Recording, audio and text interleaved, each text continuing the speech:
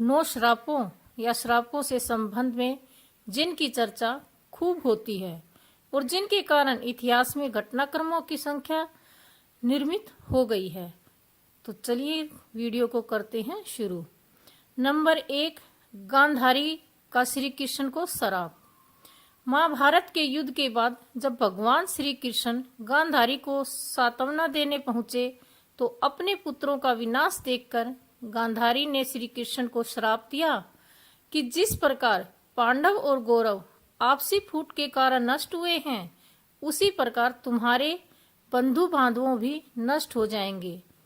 आज से 36वें वर्ष तुम अपने बंधु बांधवों व पुत्रों का नाश हो जाने पर एक साधारण कारण के से अनाथ की तरह मारे जाओगे। नंबर 2, श्री कृष्ण का अश्वत्थामा को श्राप। महाभारत युद्ध के अंत समय में जब अश्वत्थामा ने धोखे से पांडवों पुत्रों का वध कर दिया और अश्वत्थामा ने पांडवों पर ब्रह्मास्त्र का वार किया, ये देख अर्जुन ने भी अपना ब्रह्मास्त्र छोड़ दिया। महर्षि व्यास ने दोनों अस्त्रों को टकराने से रोक लिया और अश्वत्थामा और अर्जुन ने अपने अपने ब्रह्मास्त्र वापस ले लिए और कहा, तब अर्जुन ने कहा अपना ब्रह्मास्त्र वापस ले लिया, लेकिन अश्वत्थामा ने विद्या नहीं जानता था वापस लेने की, इसलिए उसने अपने अस्त्र की दिशा बदलकर अभिमन्यु की पत्नी उत्तरा के गर्भ की ओर कर दिया। यह देख भगवान श्री कृष्ण ने अश्वत्थामा को श्राप दिया कि तुम 3000 वर्ष तक इस पृथ्वी पर भटकते रहोगे और किसी भी जगह किसी पुरुष के साथ तुम्हारी बातचीत नहीं हो सकेगी। तुम्हारे शरीर में पीव और लहू की गंध निकलेगी, इसलिए तुम मनुष्य के बीच नहीं रह सकोगे, दुर्गम वन में ही पड़े रहोगे। अब नंबर 3, द्रौपदी का घटोत्कच को श्राप। मान्यता अनुसार जब घटोत्कच पहली बार अपने पिता भीम के राज्य में आया तो अपनी मां हिडिंबा की आज्ञा के अनुसार उसने द्रौपदी को कोई सम्मान नहीं दिया। द्रौपदी को अपमान महसूस हुआ और उसे बहुत गुस्सा आया। वह उस पर चिल्लाई कि वह एक विशिष्ट स्त्री है, वह युधिष्ठिर की रानी है, वह ब्रह्मा की राजा की पुत्री है और तथा उसकी प्रतिष्ठा पांडवों से कहीं अधिक है। और उसने अपनी दृष्ट राक्षसी मां के कहने पर बड़ों ऋषियों और राजाओं से भी भरी सभा में उसका अपमान किया। जा दुष्ट, तेरा जीवन बहुत छोटा होगा तथा तू बिना किसी लड़ाई के मारा जाएगा। यदि यह श्राप नहीं होता तो घटोत्कच अकेला ही कौरव सेना का नाश कर देता। नंबर 4, अंबा का शाप। सत्यवती शांतनु के पुत्र विचित्रवीर्य के युवा होने पर भीष्म ने बलपूर्वक काशीराज की 3 पुत्रियों का हरण कर लिया और वे उसका विवाह विचित्रवीर्य से करना चाहते थे, क्योंकि भीष्म चाहते थे कि किसी भी तरह अपने पिता शांतनु का कुल बढ़े। लेकिन बाद में बड़ी राजकुमारी अंबा को छोड़ दिया गया, क्योंकि वह सावराज को चाहती थी। लेकिन सालवराज के पास जाने के बाद अंबा को सालवराज ने स्वीकार करने से मना कर दिया। अंबा को परशुराम भी न्याय नहीं दिला पाए। बाद में अंबा ने अपनी देह त्यागते वक्त बहुत ही दृप्त होकर भीष्म को कहा कि तुमने मेरा जीवन बर्बाद कर दिया और अब तुमसे विवाह करने से भी मना कर रहे हो।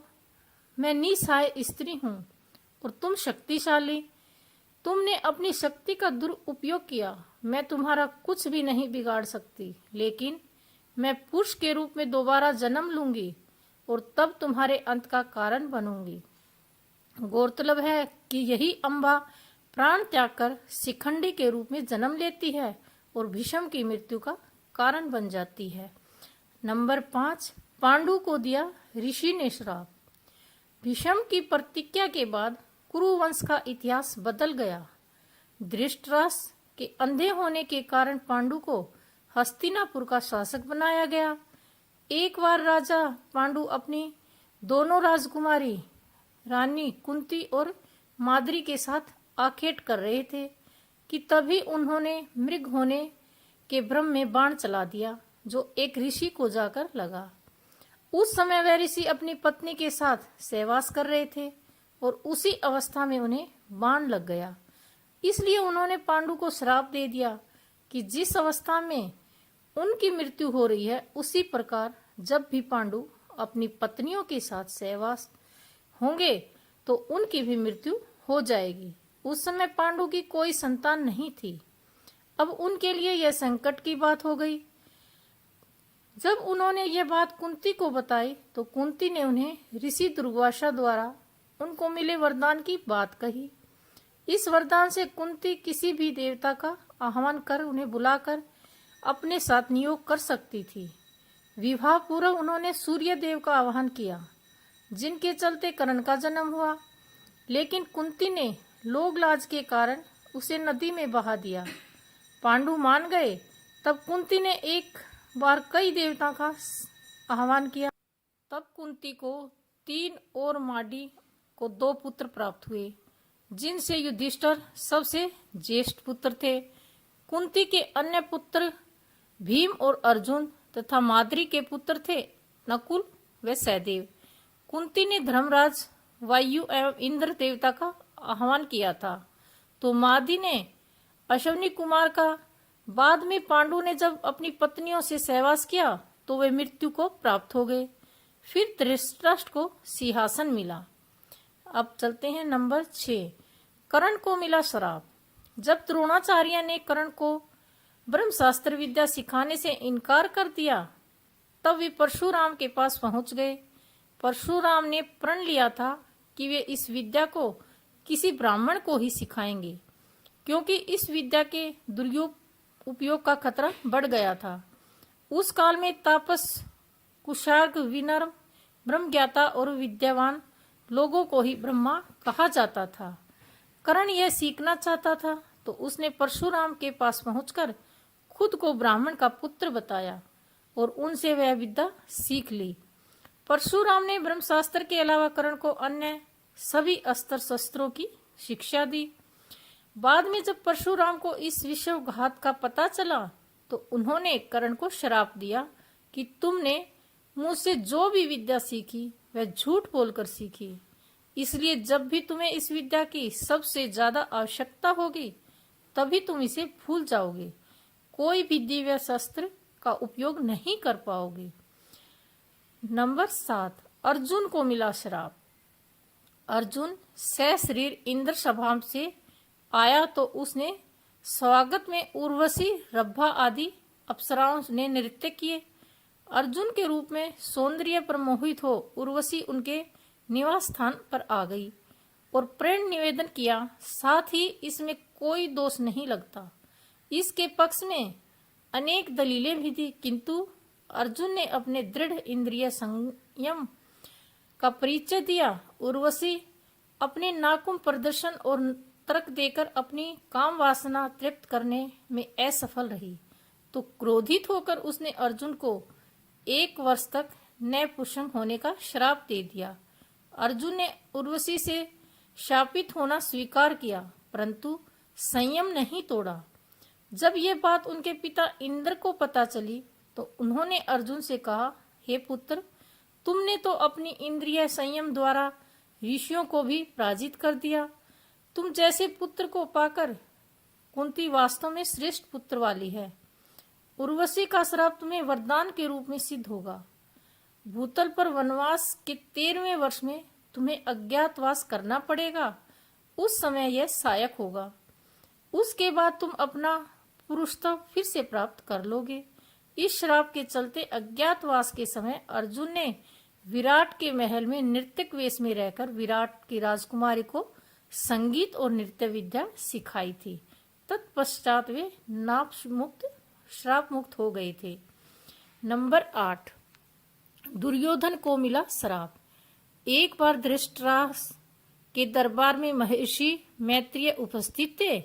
मैत्रेय जी ने कहा, राजन, तीर्थ यात्रा करते हुए वहां संयोग वंश काम्यक वन में युधिष्ठिर से मेरी भेंट हो गई।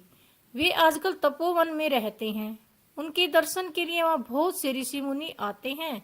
मैंने वहीं यह सुना कि तुम्हारे पुत्रों ने पांडव को जुए में धोखे से हरा।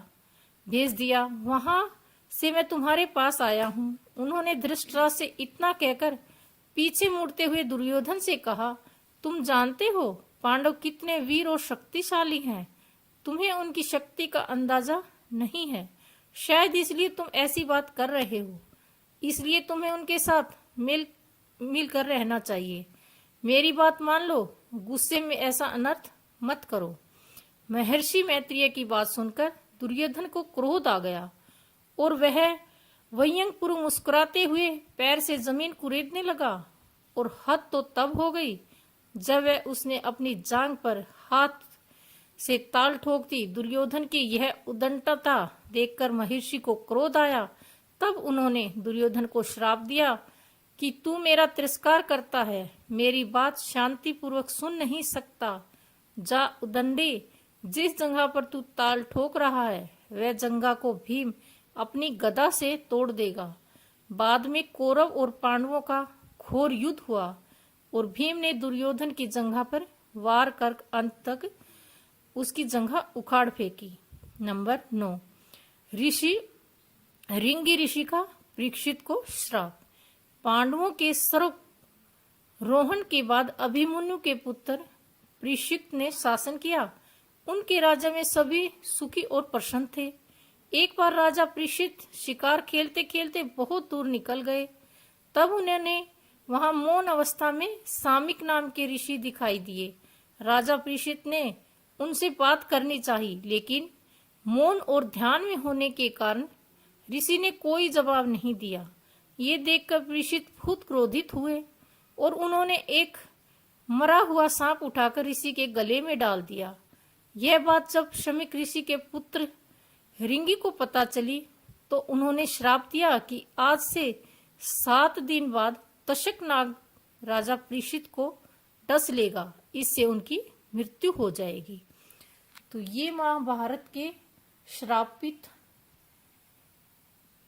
चीजें आज आपको इस कहानी के द्वारा कैसी लगी, हमें कमेंट बॉक्स में अवश्य बताएं। और ऐसी ही कहानियां सुनने के लिए ऐतिहासिक हमारे चैनल को सब्सक्राइब करना ना भूलें और बेल घंटी को प्रेस अवश्य करें ताकि आने वाली वीडियो के नोटिफिकेशन आपको मिलते रहें। वीडियो देखने के लिए बहुत बहुत धन्यवाद। और आज बस इतना ही। कल फिर किसी नई कहानी के साथ, तब तक के लिए हमें आज्ञा दीजिए। नमस्कार।